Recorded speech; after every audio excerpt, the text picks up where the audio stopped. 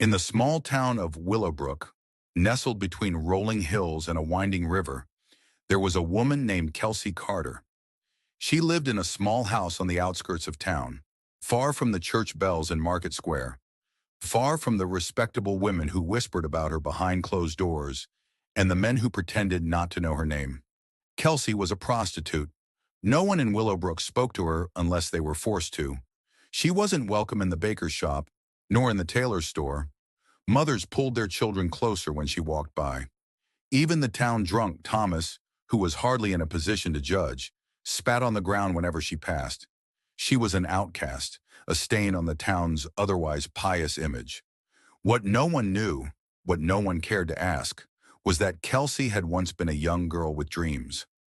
Life had not been kind. Her parents had died when she was 16, leaving her with no money and no family. The world was cruel to a woman alone, and she had done what she had to do to survive. And yet, despite the town's cruelty, she never left. She stayed in Willowbrook, saved every coin she earned, and lived modestly, never causing trouble. Then came the hardest time the town had ever faced. A terrible drought hit Willowbrook. The crops withered in the fields, and the river ran low. The town's wells dried up.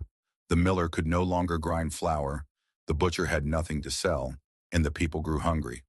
As desperation set in, the townsfolk turned to Mayor Henry Whitmore for answers. But even he had no solution.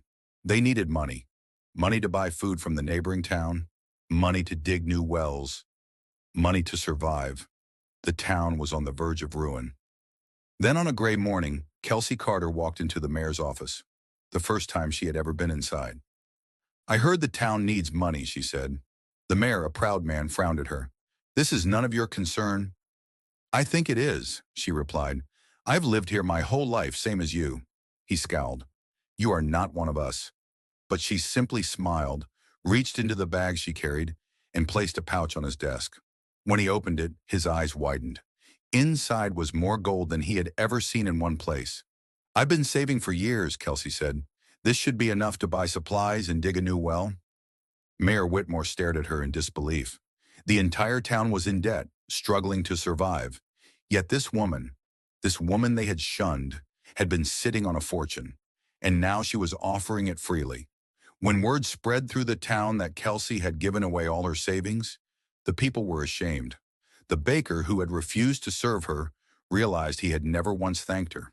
The blacksmith, who had laughed at her behind her back, lowered his head in guilt.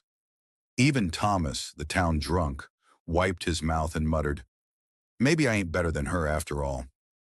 The money saved Willowbrook. Food was brought in from the next town over. A new well was dug. The people survived. And then something strange happened. For the first time, Kelsey was invited to sit at the town's communal dinner. The women who had once scorned her now looked at her with something resembling respect.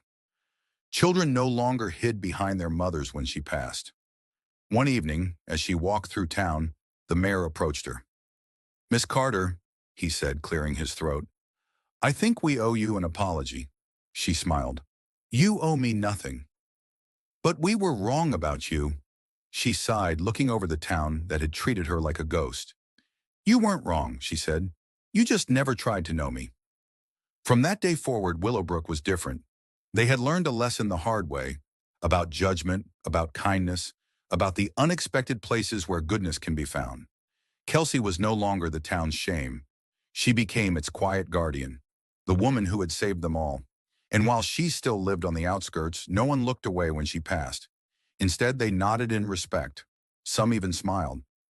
This Kelsey story tells us a great insight about people instantly judge anyone without knowing anything about other person's story. So you may waste your entire life just to prove something to others, and they still may find something to point at you.